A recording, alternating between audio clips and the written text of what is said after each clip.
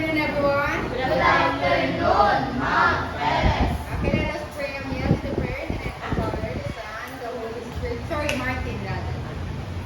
Dear Lord, may we learn more something about the peace and the harmony.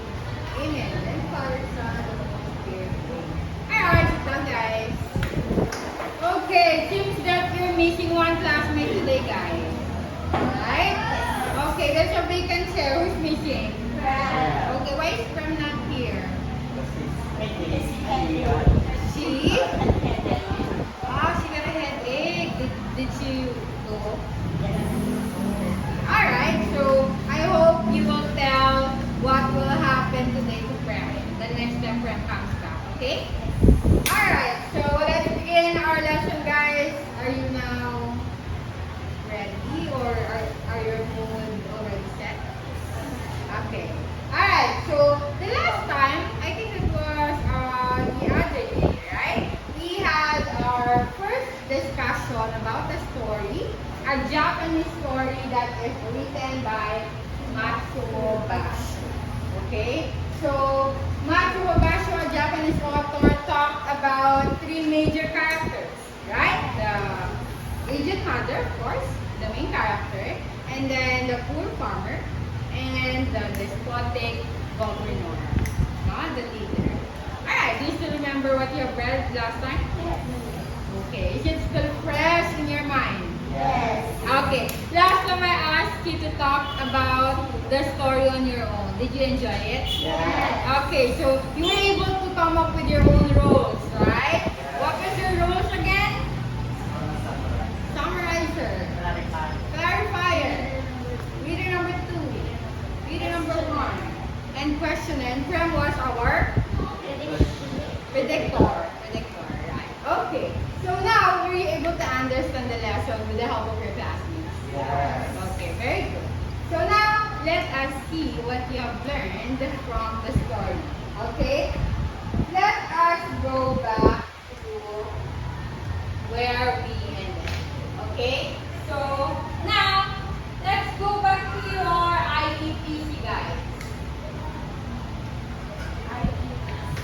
Yeah, remember the IEPC chart? Yes. Okay, I have it here. I got it from you, right? I collected it. Okay, so in your IEPC, you were able to answer the first 3 columns, which are Imagine, elaborate, predict. okay, until predict only, right? Because you haven't read the story before you answered this, right? Now that you know about the story, you can now answer the last column, right? Which is the confirm. So what will you put in the confirm column? You are going to confirm whether your predictions here are correct or not.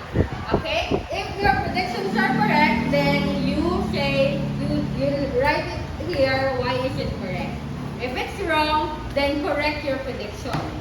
Okay, why is it wrong and what's the correct correction for that prediction? Okay? Alright, so I will return your IEPC and I want you to work with the last column this time. Did you get all the predictions correct? Yes. No. Oh, some of it, no? Okay. It's now your time to confirm after reading the paper. Can you pass it to Julie? Alright. So we now start with your confirm chart. Kung paano kapag pareho? What do you mean pareho? Ang tama. Oh, you confirm the correct, explain mo bakit tama, and then yung mali naman, i-correct mo ano yung tama. Okay. You can go back to your stories, guys, if you need it. But if you can still picture out the stories in your mind, that's better. You can make use of the evidences from the story. Okay? I'll give you 5 minutes to do that.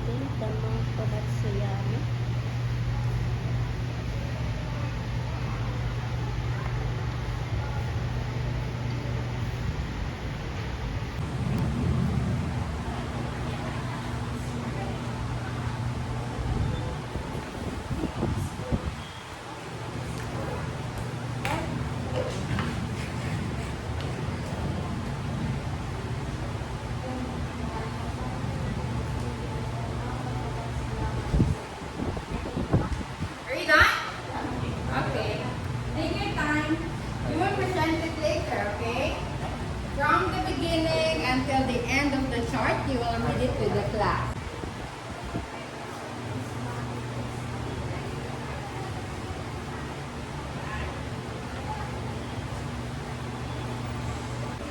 Are you done? Done? All of you? Oh, not yet. Dane is not yet done. We'll start if all of you are done.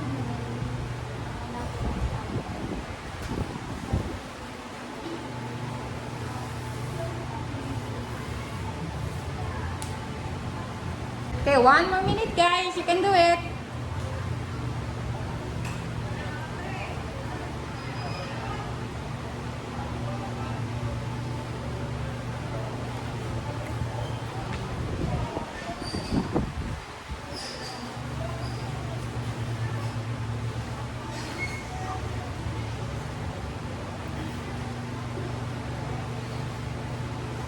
Okay, are you done? Yes. Do you need more time?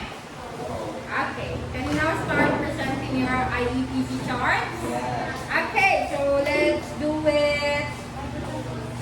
Let's do it by pair.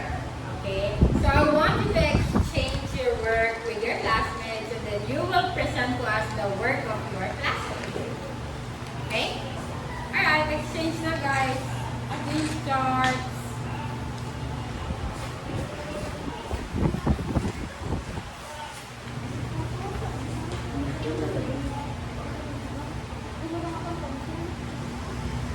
You take time.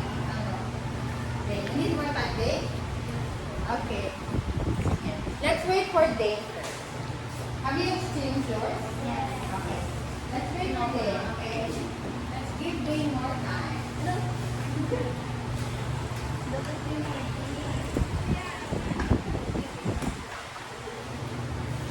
You can just correct your prediction, Dave, if you want to say something from your realization. Or if your prediction is wrong, tell the chart why is it wrong. Okay, write it in the chart. What's it that I need to do? I do what's it I need to do. Ready, guys? Ready? Not yet? Or you can use a quotation from the story. You can quote the sentence from the story to confirm your answer. Ready? Okay, are you now ready to present your chart? I mean the charts of your classmates? No. Have you exchanged? Exchange your charts now. Done? Oh, Martin, have you exchanged? Okay. Alright, so let's start with Jody's presentation. Okay. Alright, now so let us start the presentation with Jody's work. First, Jody tell us whose work is that, and then we continue the presentation from the elaborate column until the confirm column. Okay? I present Martin IEPC chart. He said on his confirm all of No. Start with elaborate. Huh? Ay, Oh, start with the second column. elaborate. He said he imagined a bag full of rice, a man carrying a food on her neck, and one sunny day. He predicted that the temperature in the mountain was really low. He think the mom of the guy will survive.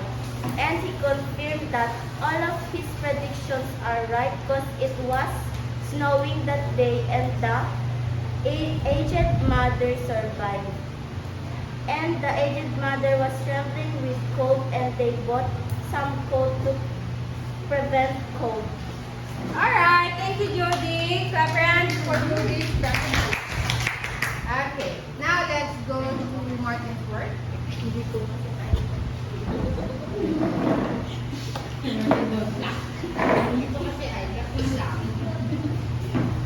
Okay, let's start with Martin.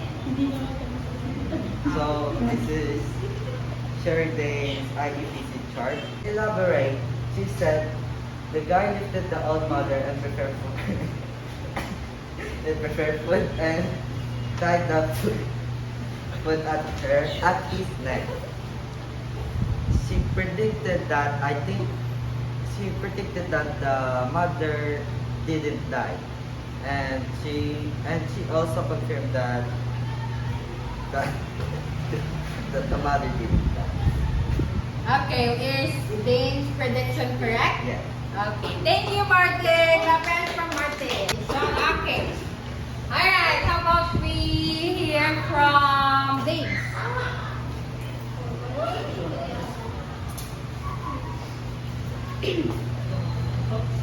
Yes. This IEPC chart from Judy is her elaborating food mountain of the lifestyle. Predict is Yeah, it's okay. sa tingin ko pa ay masarap yung pagkain. Mahirap akyatin ang bundok or mountain. I think her mom will survive. Will survive. The confirm is second prediction is true because the mouth of Abutsuyama is hard to reach, right? Or climb. My third prediction is wrong because they go back to their house and his mother is alive. And then food is limited. Okay, thank you so much, Dane. Alright, how about Amiel? Oh, pala, may sinabi nakakatawa. Okay. Hindi nila kinain baka napalis. Alright, let's start with Amiel. Start this done. This IEPC chart belongs to Belera Niña Community. Elaborate. Elaborate. A guide book to rise. They lifted the old woman to the mountain. Believe. They will eat right at the mountain. Confirmed. There lived at the foot of the mountain a poor farmer and his kids without mother. The prediction, is it correct or no? Was Kachina able to correct her prediction? Okay, what did she say? In the confirm. There lived Without? at the foot of the mountain a poor farmer and his kids without mother. Ah, okay. Alright, thank you so much, Amiel. How about the last chart? Okay, we have This IEPC chart Aliansi Alonso. Elaborate. A guy that surprised then he leaves his mother to the mountain. Predict. They will eat rice on the mountain. Confirm.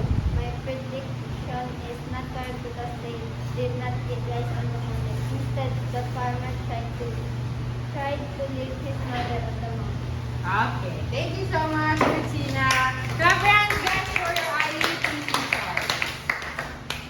Alright, were you able to realize that your predictions are not always correct? Yeah. That's where they are false predictions. You're not sure whether they're correct or not, right? Okay, so with this chart, you were able to show how your knowledge turned into a complete knowledge, no? Nung una, wala pa kayong alam. So, hinulaan nyo kung ano yung posibleng mangyari based doon sa title and sa scenario that I read to you, right? Doon na kayo nagkase, right? And then after that, you read the story with the help of your classmates, and then you predicted ano kaya yung mangyayari. Alright? And then after you read the story, na-confirm nyo na ay, tama pala yung prediction ko. Ay, mali pala. Hindi pala sila kumain ng kanin. No? Okay. So, ay ginawa lang nila sa mountain. Nag-stay ba sila doon matagal? That's why they were not able to eat. No? It's not mentioned. No? Okay. Alright, thank you guys. Now, from now on, will you continue using the IEPC chart? Kahit sa mind nyo lang. Not literally in a paper. Yes. Okay, so that's one way to understand the story. Una, isipin nyo muna, ano na yung mga posibleng mangyari? And then after that, saka nyo ngayon i-confirm after you've read it. Okay, did you have fun with other classmates' predictions? Yeah, it's obvious because you keep on laughing with their predictions, guys. Okay, so that's nice that you enjoyed the story. Now, for me to know what really happened in the story and what we really learned from the story, you to do an activity as a group. Okay? I will divide you into two groups. So there will be one group that will have only 3 and 2 members. Okay? Alright, can we count 1 to 3 from Amiel? Martin? 2. Oh, no, 3. 1. 2. Okay, all number 1. Okay, all number 2. Yeah, all number 2. Oh, sorry. Only 2 lang pala, guys. Sorry. It's my mistake. You only count 1, 2. Okay? 1, 2, 1, 2, 1, 2. Okay, go. 2. Okay, who's number 1? Alright, all of you will be group 1. Martin, Jody, and Katrina. And then group 2 will be Dane and Amelia. Alright. So what are we going to do? For group, sige. The group of Dane and Amiel will do the first activity. Will be the group 1 since dalawa lang kayo. Okay? So, do you remember the fast chart or the character chart? Yes. Do you still remember it? Okay, let's apply what you learned from there, no? I want you to come up with any of those two, fast chart or character chart. But you will create charts or character charts for these 3 characters. Now explain and describe to me the descriptions of each of those characters. Okay, the leader, the mother, and the farmer. That's what you're going to do, Amiel and Dane. So you will write your answer here. Can you see it according to your group, please? See it according to your group. Or exchange Dane and Katrina. Okay. Alright, so you're going to create your chart here. Use this to create your chart. Remember, you're going to create a chart for 3 characters. Okay? So, kayo bala, anong gagamitin yung chart or tool? Yung character chart o yung fast chart? Ano mas easier for you? Okay, so tatlong ganon. Okay? Kahit ilan ang ilagay sa paligid ng character chart. Depende. Ano ang nilalagay sa paligid ng character chart? Anong word? Diba bilog? Picture ng character or drawing or name ng character. Tapos sa palibot, anong nakalagay? Ano sinusunod natin? Through adjectives. Right? Describing words. Diba? Okay. So, use the story to come up with those words. Okay? Any question, group 1? Okay. Later, you will begin later. For group number 2, I want you to come up with a paper rope. Remember in the story they created a rope made of ashes? Yeah. This time we create a rope made of recycled paper. So we'll just crumple it para humaba ang rope. I have here scratch papers. You can use them. All of them. Just to come to the rope. And I have here pictures. I have here pictures of the events that happened in the story. I want you to arrange them according to how they happen in the story. And then you will use this clip to clip it in the rope. Okay? Hang it in the rope using this clip. You start making ropes. Now, group 1, you can now begin with your character charts. Now guys, work on your activity. Do you need more space, guys? Yes. Or you can do the space there in our play area.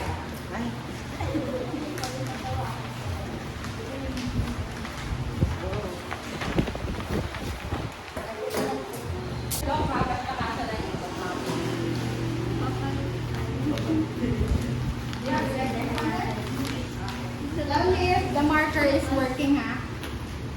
If not, I will give you another one. You will present that later. I'll give you enough time to prepare.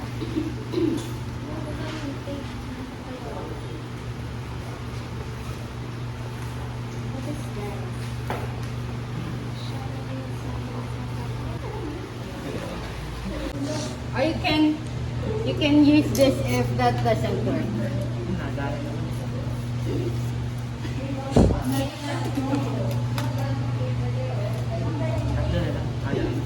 Can make it bigger.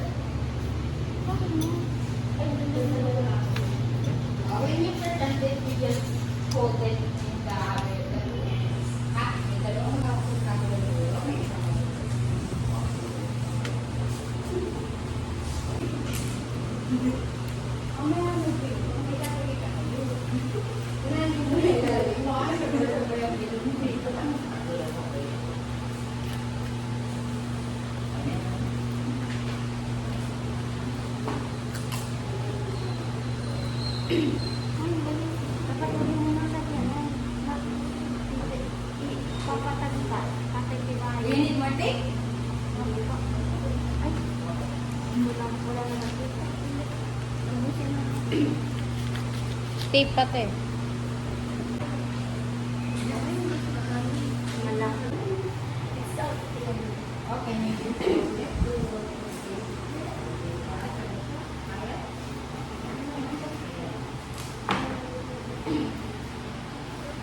Nagkala tayo sa dulo. You can start anything.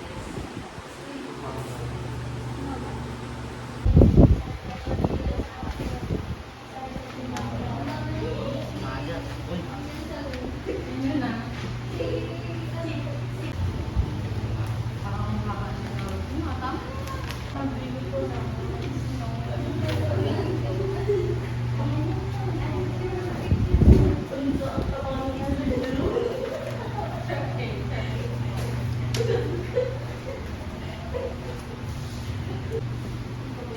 Amir, are you done? Diba po?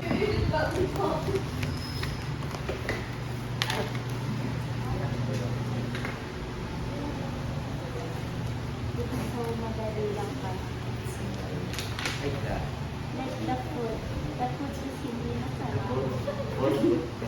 Tapos yung tubig ay matabang.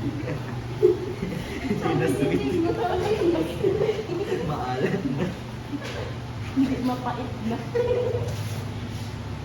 Hindi ba nito inubos? Hindi, magtalaban kayo ng ano. Hindi, yung second. Ano, nag-command siya baga. Oh, naglipad na ba? Naglipad na.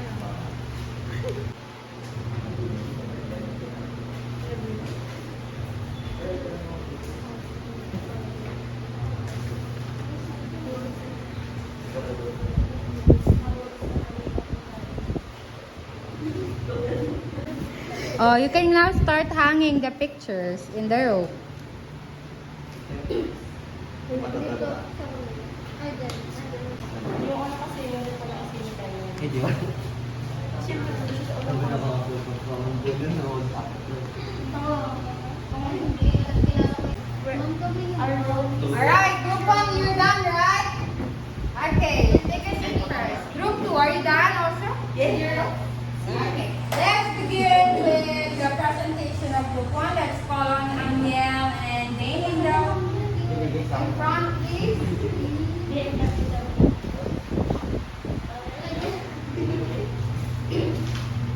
Go guys, present your work. You can flip it there using the magic.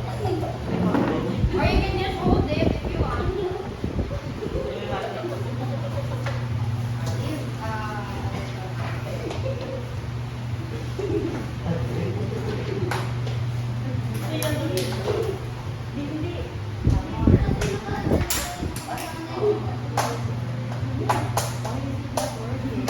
Oh, it works only there. In that part.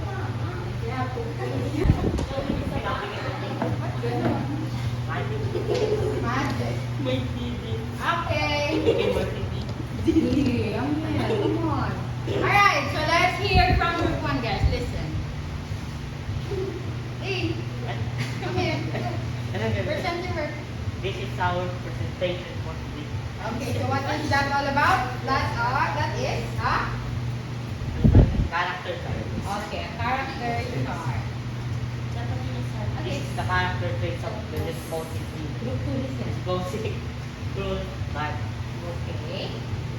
Alright, do you agree with the traits of the despotic leader, guys? Yes. Okay, good.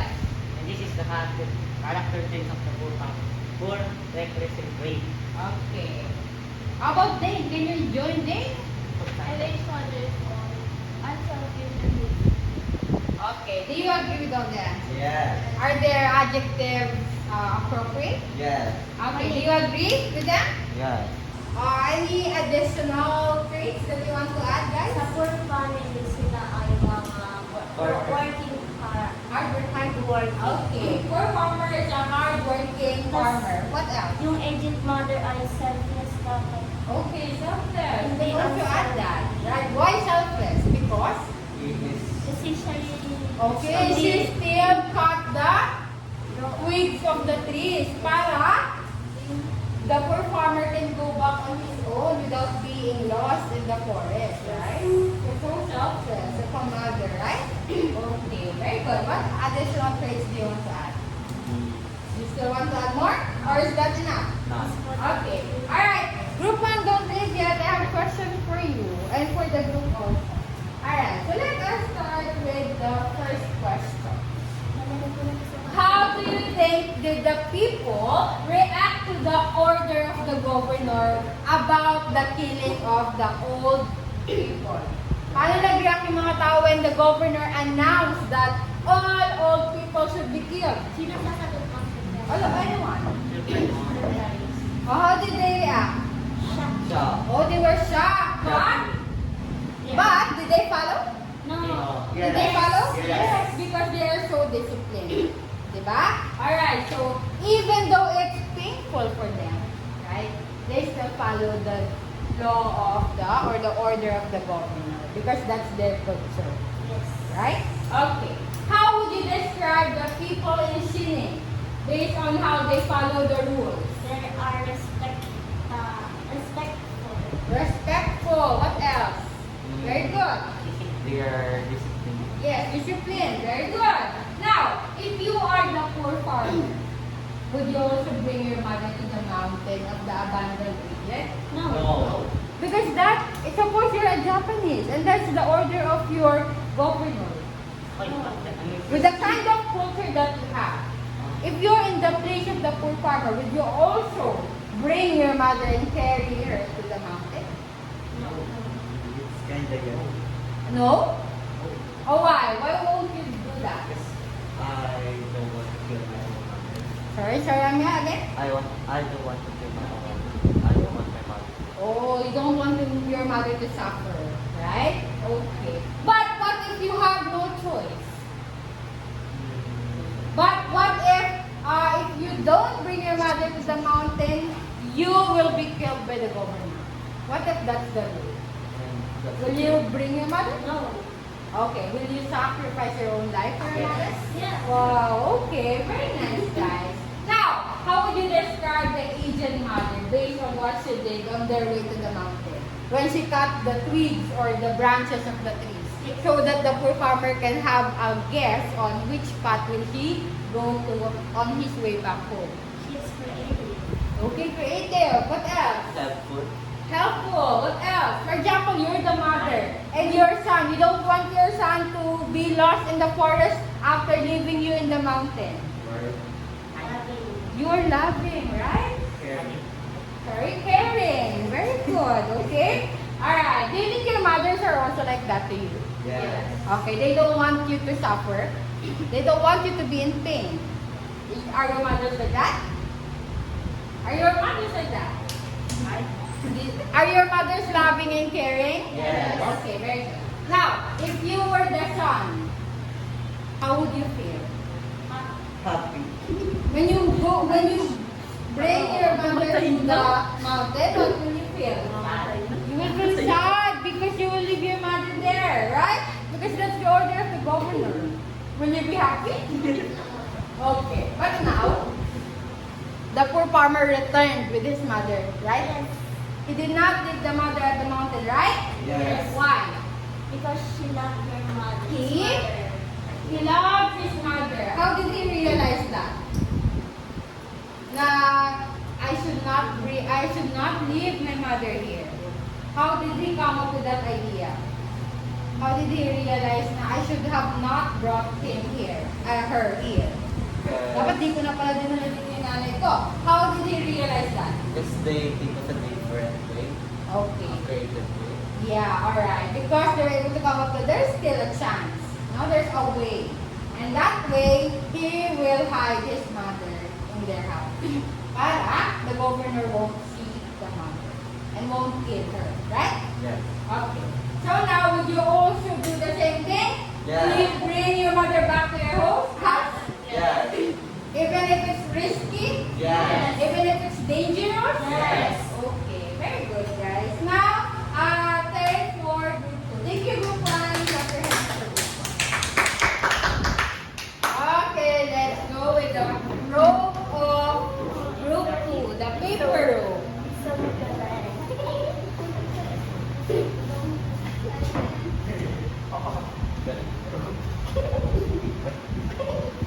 Okay, so you were able to come up with a paper rope out of recycled papers, no? Okay, so let's see if they have arranged the story properly, guys. Start now, group 2. So this is our presentation of group 2, and it is to create a paper rope of a dance. This first picture shows that the commander is commanding his people to kill all people alive. Yeah, that's what happened first. Then the poor farmer heard about it, and then he come up with a plan to bring her mother at the top of the mountain. Okay, he carried his mother. Carried. Okay, then after that, After that, they cut twigs. the mother, They take the mother up to the mountain with the twigs. Then the mother cut the twigs on their way to the mountain so that the son will have a way home, right? then And after that, he left his mother in the mountain for a while. okay. Then the poor farmer come up with another plan. He managed to bring to bring to bring the to bring the aged aged mother back from home and he hid it in the closet. Okay. Then they created a rope made of ashes Whose idea is the room? the agent from mother. the aged mother. The agent Then the farmers tell the commander that if the governor that even old people can still do some risky jobs and still do some hard work. Then the commander Realize. realized that all people still have Word. work Yeah. and They is happy ever after. From now on, And then- from then on, from then on, all people are still living. old people are not. Are not scared anymore of the government. Okay, because the law was abolished. Okay, thank you so much, Group 2. Group 1, did you understand what it said? Are there events or sequence of events correct? Yes. Okay, first, the picture is that the governor is announcing the law. Second, the poor farmer followed the law. They went to the mountain, and on their way, the mother cut the twigs, and then he left the mother to the top of the mountain, and then he realized he should not leave his mother, so he hid his mother in a cabinet, and then another law was passed, and the governor told them to create a rope made of ashes, and so the poor farmer asked for the idea or for the help of the mother, and the mother helped the poor farmer, right? So what did the mother's idea become? You have to burn the straw, right? And leave it to die, no? Leave the fire to die alone, and then after that you will have your own rope of ashes. And then the poor farmer followed the idea of his mother, and so he submitted the rope of ashes to the governor, and the governor realized something. The poor farmer told the governor that he was helped by his mother. So the governor realized that the mother is Still? A word. Okay, still has a word. Okay, meron pa rin pakinabang ang kanyang mother. And sila daw ang nag-guide sa mga kabataan. Right? And from now on, the governor abolished the law and the old people are not killed in the land of Shining. Right? Okay, clap your hands for this one. Okay, we have the first people.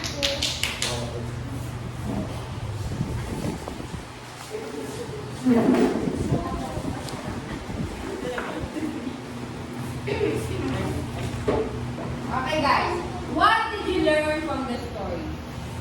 What did you learn from the story? Like what is the moral of the story?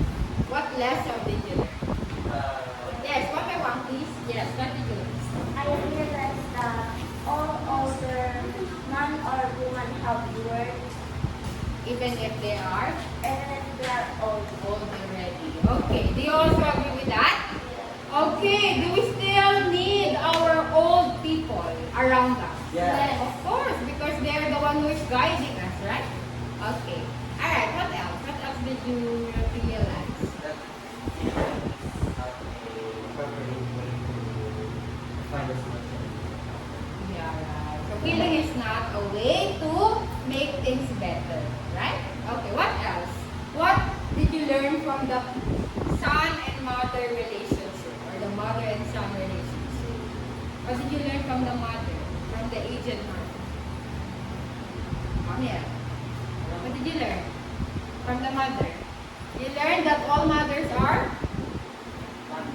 loving and caring, right? Like majority of our mother are loving and caring. They always want the good for us, right?